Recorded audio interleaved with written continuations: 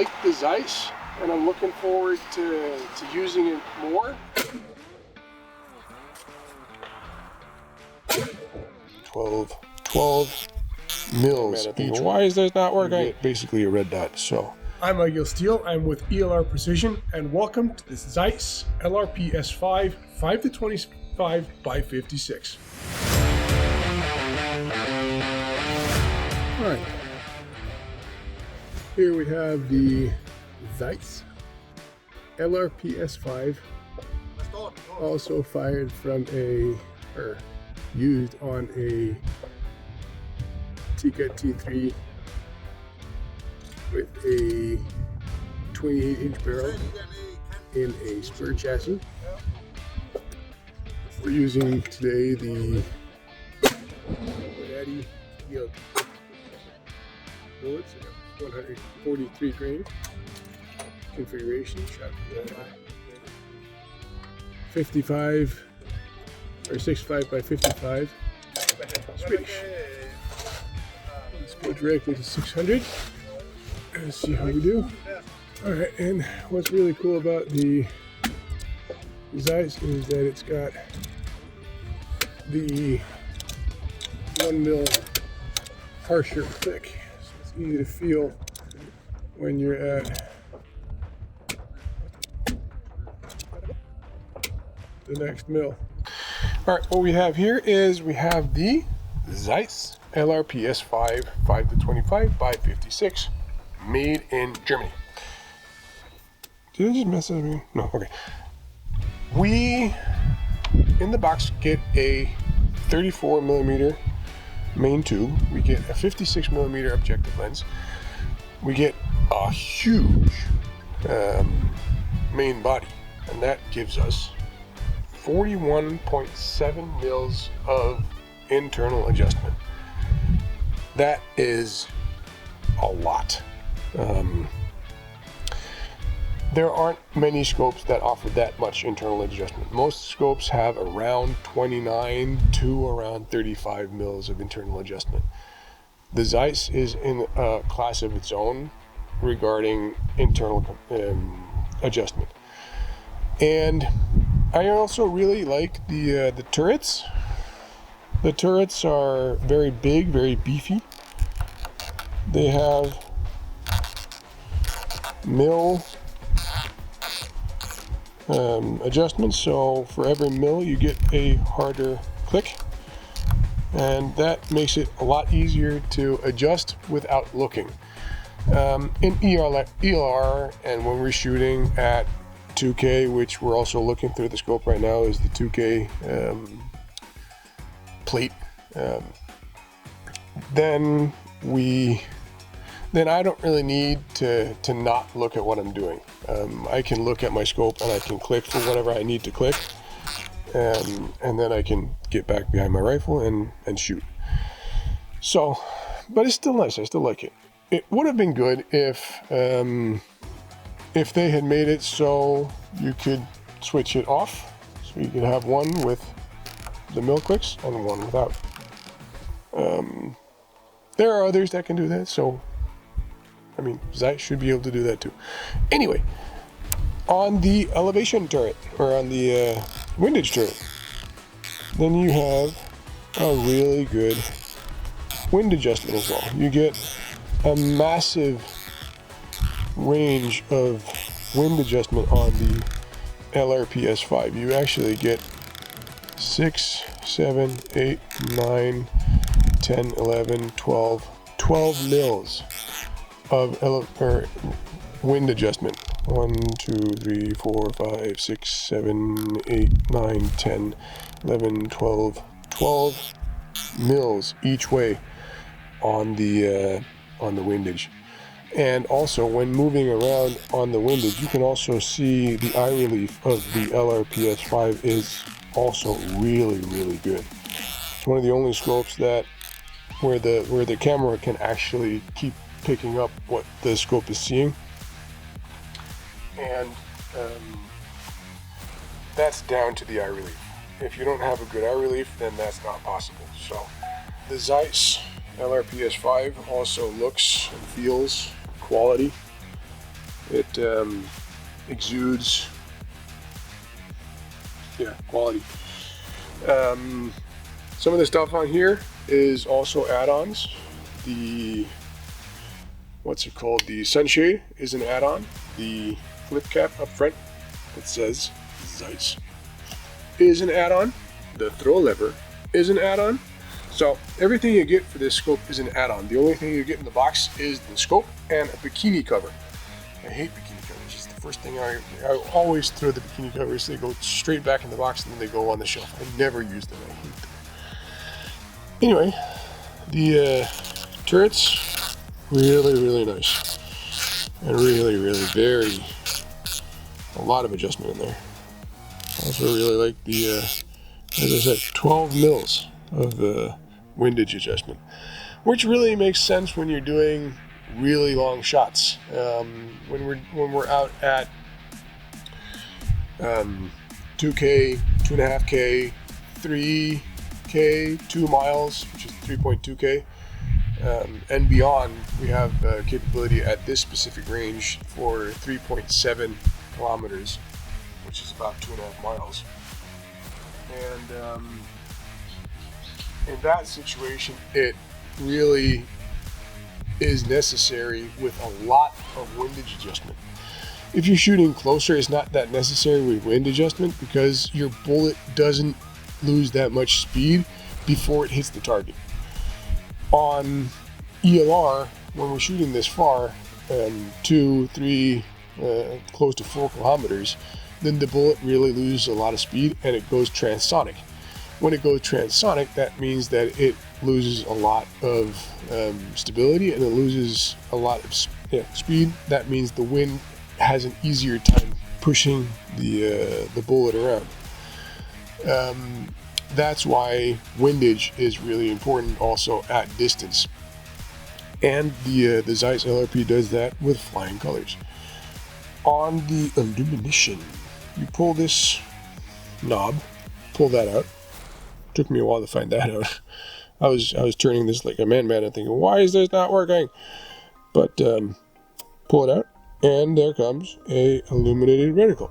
It's only the center part of the reticle that's illuminated. So on full zoom, it's got a nice cross, and on minimum zoom, or at 5 power, you get basically a red dot. So I really like that. That's kind of cool. I do prefer the reticles where the entire reticle is lit up, but this is okay. And it gets top marks because you can see it in daylight. You can turn it down so it's very dim, but you can also turn it up so you can actually see it in daylight. Not a lot of them can do that. Anyway, I think that was about what we wanted to show on the range. I think we can do the rest of this at the bench. I'm just going to try and see if we can like this. This is one of the scopes that give us the best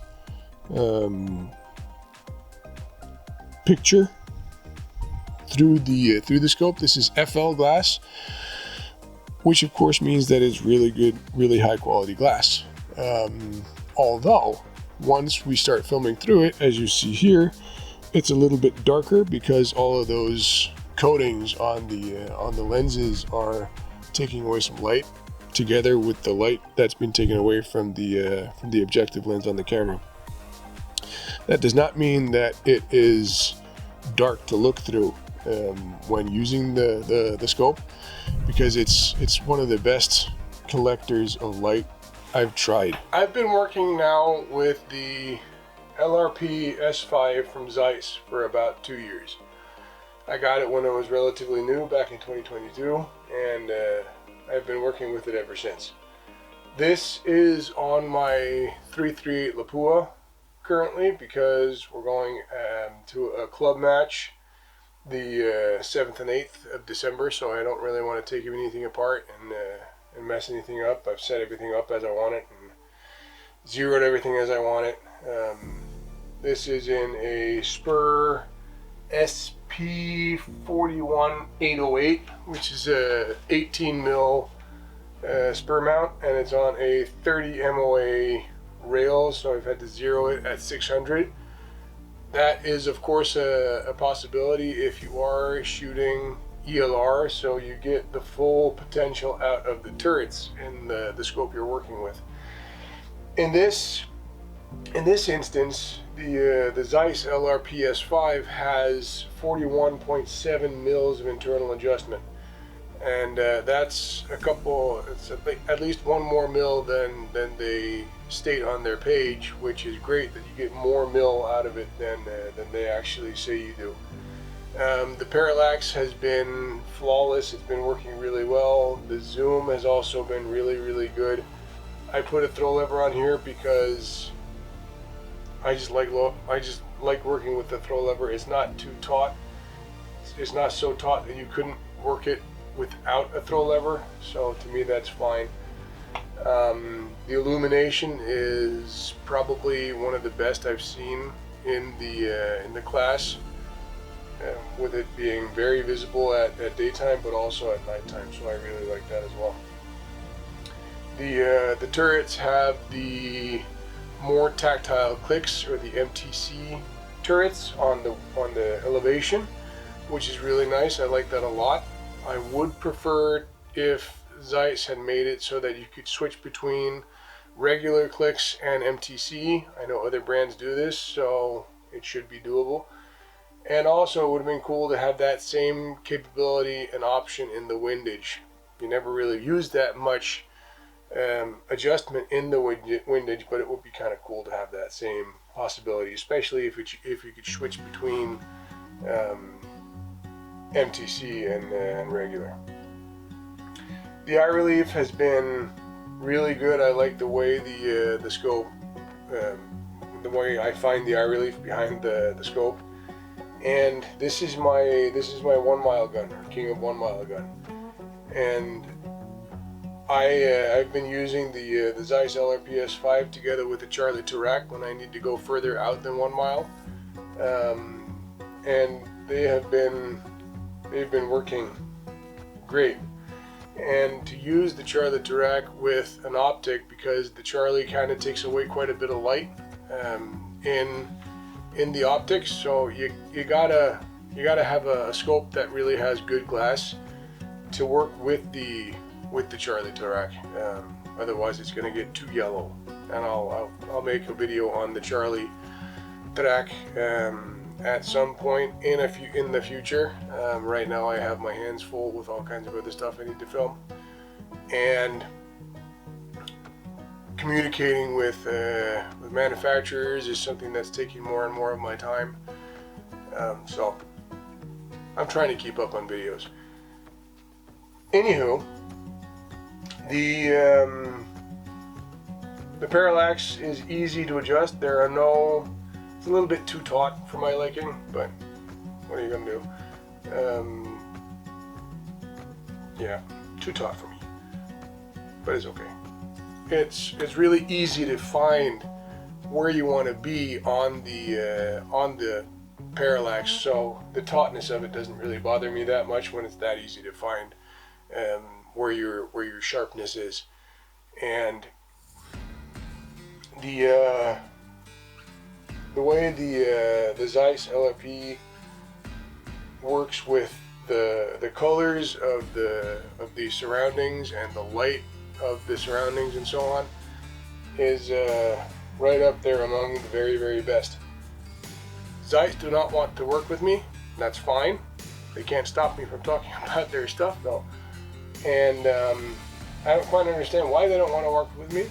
Maybe I'm too small, maybe I'm not thorough enough, I don't know. But anyway, here is the Zeiss LRP S5, and hopefully at some point in the future I'll be able to bring you the LRP S3 as well.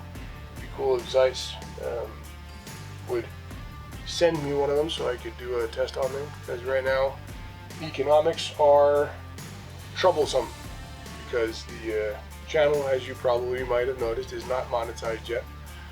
So I deliver content, you deliver subscribes, likes and shares. That's the way it works.